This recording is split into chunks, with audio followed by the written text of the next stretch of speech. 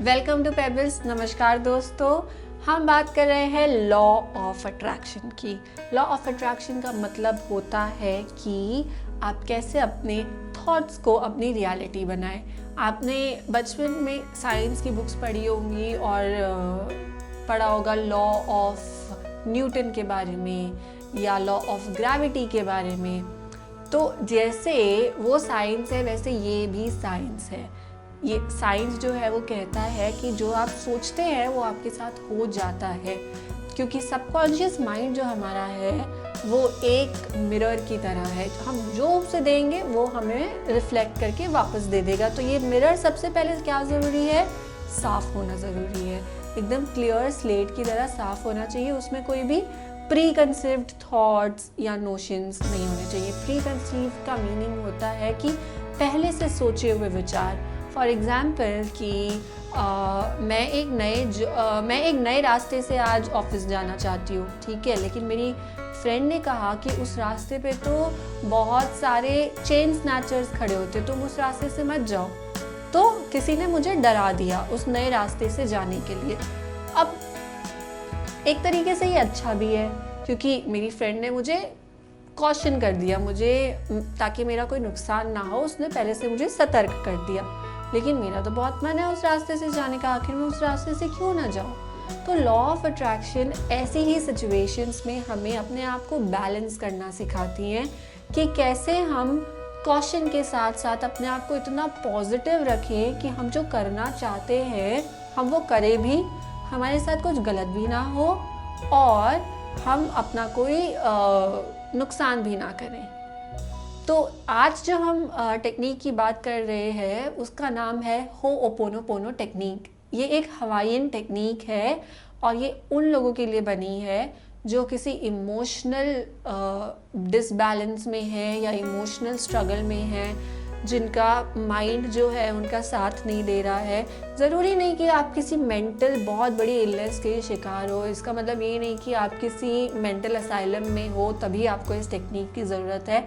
हाँ, अगर ऐसा है तब तो ज़रूर ऐसे लोगों को ये इस टेक्निक का ज़रूर इस्तेमाल करना ही चाहिए। लेकिन जैसा मैं अपनी बाकी वीडियोज़ में भी बताती रहती हूँ कि इरिटेशन होना या एंगर होना, गुस्सा ज़्यादा करना, ये भी मेंटल इलनेस की ही निशानी है। उतनी बड़ी नहीं लेकिन छोटी छोटी, और ये कुछ सालों में अगर आप उसको ट्रीट नहीं करते तो वो बड़ी हो जाती है।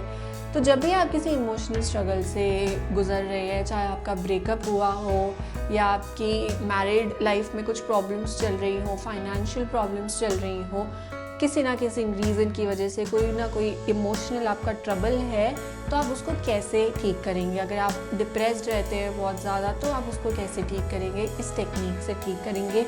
ये टेक्निक जो है वो बहुत सिंपल साउंड करेगी, लेकिन ये बिल्कुल सिंपल नहीं है। मैं आपको बता दूं कि एक बहुत महान व्यक्ति है जिनका नाम है जो विटेल।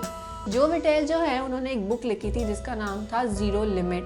उस बुक में उन्होंने अपने लाइफ के एक्सपीरियंस को बताया है और कैसे जो है उन्होंने एक मेंटल असाइलम था, ठीक है, और वहाँ पे ये होता था कि कोई भी डॉक्टर्स आते थे, कोई भी असिस्टेंट्स आते थे डॉक्टर्स के, वो 1-1.5 महीने में ही भाग जाते थे। पेशेंट्स, वहाँ की जो पेशेंट्स थे वो बढ़ते जा रहे थे और जो डॉक्टर्स थे वो कम होते जा रहे थे, क्योंकि कुछ ऐसा हो जाता था कि वो वहाँ पे पेशेंट्स को ट्रीट ही नहीं कर पा रहे थे, वो वहाँ पे रह ही नहीं पा रहे थे। तो ऐसे में जो विटेल जो है उन्होंने क्या किया कि होओपोनोपोनो टेक्निक को वहाँ के पेशेंट्स पे अप्लाई किया और उसका रिजल्ट आप मानेंगे नहीं। उस मेंटल असाइलम में साल भर साल पेशेंट्स बढ़ते जा रहे थे। मेंटल जो डिसऑर्डर है उसके पेशेंट्स बढ़ते जा रहे थे, लेकिन इस टेक्निक को अपनाने के बाद सिर्फ 3 साल बाद वो असाइलम बंद हो गया। यानी कि वहाँ के जो सारे पेशेंट्स थे वो ठीक हो गए। जिस जगह पे डॉक्टर्स रुक ही नहीं पा रहे थे वहाँ की पूरी जगह ही बंद हो गई, क्योंकि वहाँ के पेशेंट्स जो है वो अपने आप ठीक हो गए। तो इतनी ज़्यादा पावरफुल टेक्निक है ये।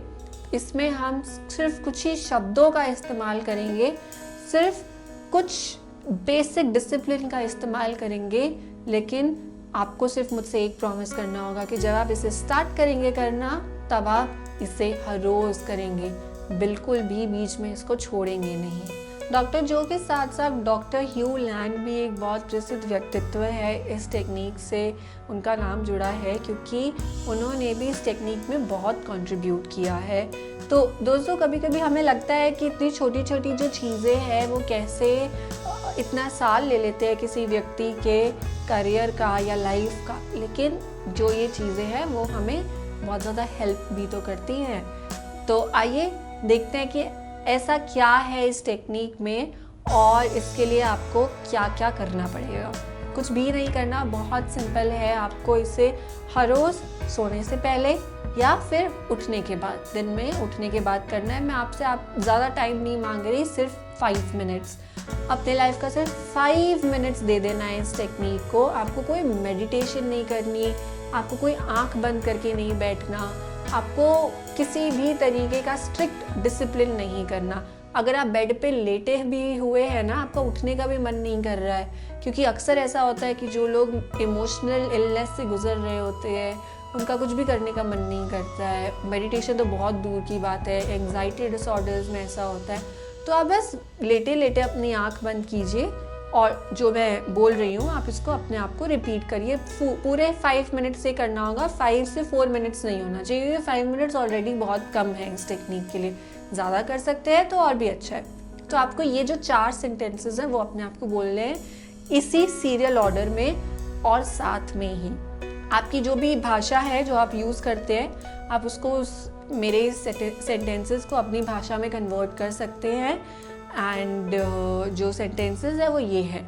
तो जो सबसे पहला सेंटेंस है वो ये है, आई एम सॉरी। ये आपका फर्स्ट सेंटेंस है।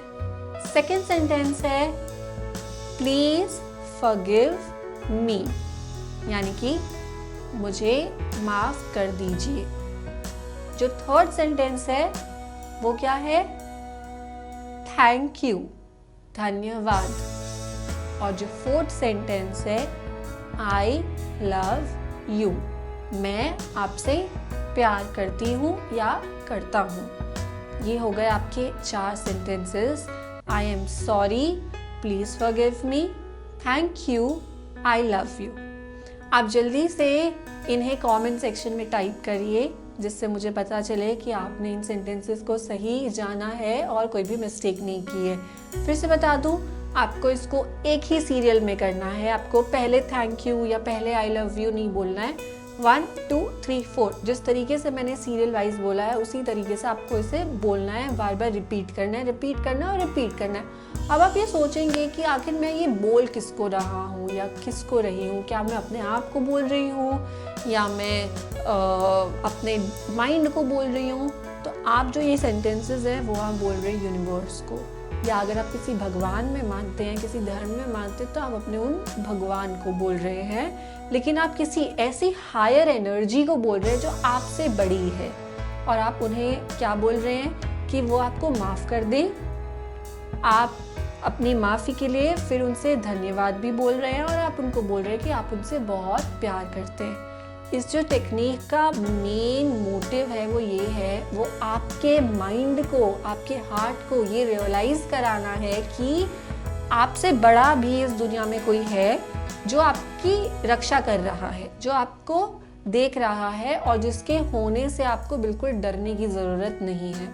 बहुत ही सिंपल सी टेक्निक है दोस्तों, साउंड बहुत सिंपल करती है, लेकिन इस टेक्निक ने ऐसे एक मेंटल असाइलम को बंद करा दिया, इतने हज़ारों पेशेंट्स को ठीक करा दिया जहाँ पे डॉक्टर्स भी टिक नहीं पा रहे थे। तो सोचिए, आपकी छोटी छोटी प्रॉब्लम्स तो ये चुटकियों में दूर कर देगी, लेकिन बशर्ते आपको इसको कंटिन्यू करते रहना है जब तक कि आपकी प्रॉब्लम सॉल्व ना हो जाए। तो मुझे आप कमेंट सेक्शन में बताएंगे कि आपने इसको ट्राई किया या नहीं। पहले आप इसको सिर्फ 21 डेज तक एक प्रॉमिस बनाइए, रेजोल्यूशन लीजिए कि आप इसको 21 डेज तक करेंगे, क्योंकि कुछ भी काम हम अगर 21 डेज तक करते हैं तो वो एक तरीके से हमारी हैबिट बन जाती है, ऐसा साइंस कहता है। तो आप करके देखिए, हो सकता है ये आपकी भी हैबिट बन जाए और एक अच्छी गुड हैबिट को अपने अंदर लेना कोई बुराई नहीं है। Please like, share and subscribe the channel.